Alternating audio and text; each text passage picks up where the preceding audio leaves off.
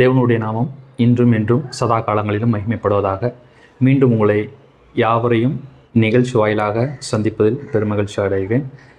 இந்த காலை நேர தியானத்திற்காக நாம் தெரிந்து கொள்ளப்பட்ட தலைப்பானது இயேசு கிறிஸ்துவின் நட்பு அல்லது சிநேகிதராகிய இயேசு கிறிஸ்து.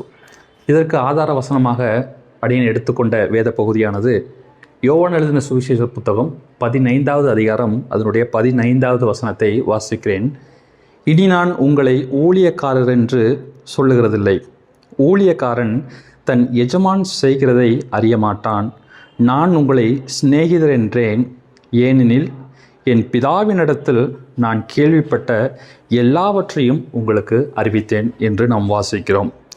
இங்கு நாம் ஊழியக்காரன் என்ற அந்த பதம் இங்கிலீஷில் சர்வன்ட்டுன்னு போட்டிருக்குது. அதே நம்ம மூல பிரதியிலுமே எடுத்து பார்க்கும்போது டியூலோஸ் என்கிற வார்த்தை பயன்படுத்தப்பட்டிருக்கிறது. அது என்ன டியூலோஸ்? டியூலோஸ் என்றால் ஸ்லேவ், அடிமை என்று அர்த்தம்.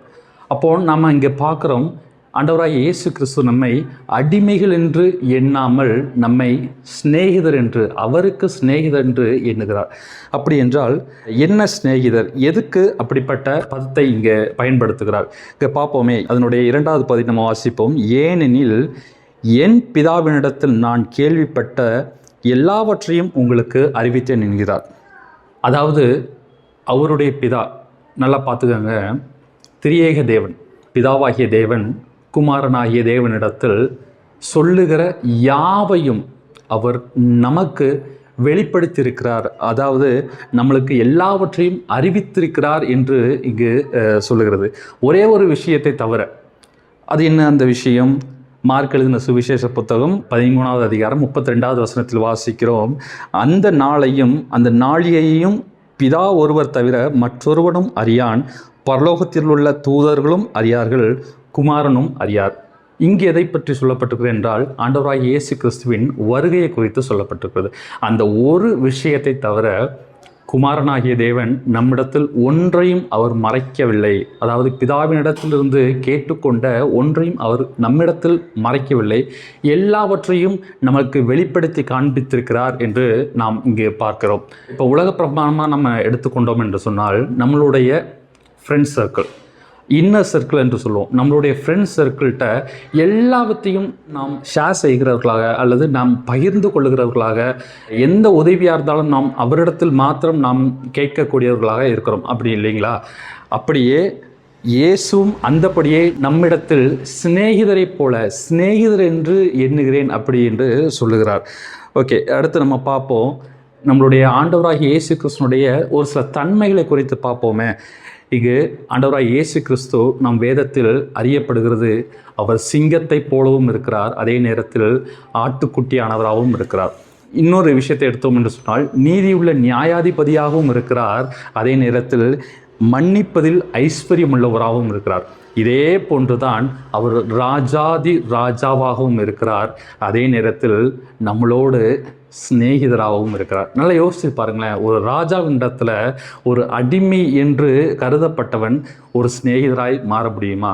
இன்று உள்ள காலகட்டத்தில் நம்ம ஒப்பிட்டு பார்க்கும்போது 100% முடியாது. அதுவே நிதர்சனமான உண்மை என்று நாம் பார்க்கிறோம். தொடர்ந்து நம்ம பார்ப்போம், வேதத்தில் இப்படிப்பட்ட வாக்கியம் வேறு எங்கேயாவது குறிப்பிடப்பட்டிருக்கிறதா என்று நாம் பார்க்கும்போது ஆண்டவராகிய இயேசு கிறிஸ்துவை நாம் எல்லாருக்கும் அறிந்த வண்ணமாய் பாவிகளுக்கு சிநேகிதர் என்று குற்றம் சாட்டப்பட்டார் என்று நாம் மத்தேயு எழுதின சுவிசேஷ புத்தகத்திலையும் நாம் வாசிக்கிறோம், லூக்கா எழுதின சுவிசேஷ புத்தகத்திலையும் வாசிக்கிறோம் இல்லையா? மத்தேயு 11:19 மற்றும் லூக்கா 7:34 வாசிக்கிறோம். எப்படியாக வாசிக்கிறோம்? இயேசு கிறிஸ்து பாவிகளுக்கு சிநேகிதர் என்று.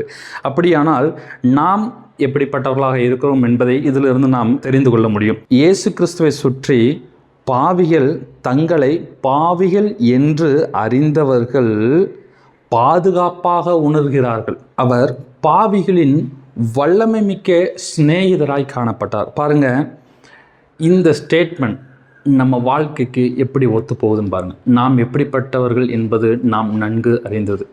நாம் பாவத்திலிருந்து மீட்கப்பட்டோம், உண்மைதான். நாம் பரிசுத்தமாக்கப்பட்டோம், அதுவும் உண்மைதான். நீதிமான்களாக்கப்பட்டோம், அதுவும் உண்மைதான். But we are still in the process of sanctification. அதாவது நாம் பரிசுத்தமாக்கப்படுதலின் காரியத்தில் நாம் தொடர்ந்து சென்று கொண்டிருக்கிறோம்.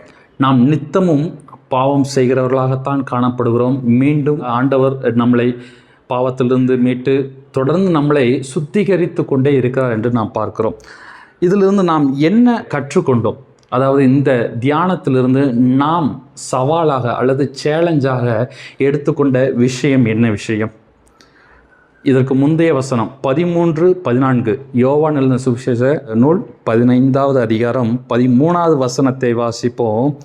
13வது வசனம், ஒருவன் தன் சிநேகிதருக்காக தன் ஜீவனை கொடுக்கிற அன்பிலும் அதிகமான அன்பு ஒருவரிடத்திலும் இல்லை என்று இயேசு கிறிஸ்து இங்கே சொல்கிறதை காணலாம்.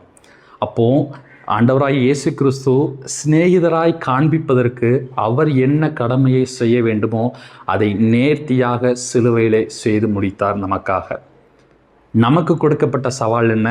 தொடர்ந்து வசனம் 14, நான் உங்களுக்கு கற்பிக்கிற யாவையும் நீங்கள் கைக்கொள்வீர்களானால் என் சிநேகிதராய் இருப்பீர்கள். அப்போ அந்த காலை வேளையில் நாம் ஒவ்வொருவரும் சிந்திக்க வேண்டிய காரியம், நாம் இயேசு கிறிஸ்துவுக்கு, ஆண்டவராகிய இயேசு கிறிஸ்துவுக்கு சிநேகிதராக இருக்கிறோமா? இந்த வசனத்தின் பிரகாரம் அவருடைய கற்பனைகளை கை கொள்ளுகிறோமா? அப்படி கை கொண்டோம் என்று சொன்னால் நாமும் ஆண்டவராகிய இயேசு கிறிஸ்துவுக்கு சிநேகிதராய் இருப்போம் என்று இந்த காலை வேளையிலே ஒவ்வொருவரும் சிந்திப்போமாக.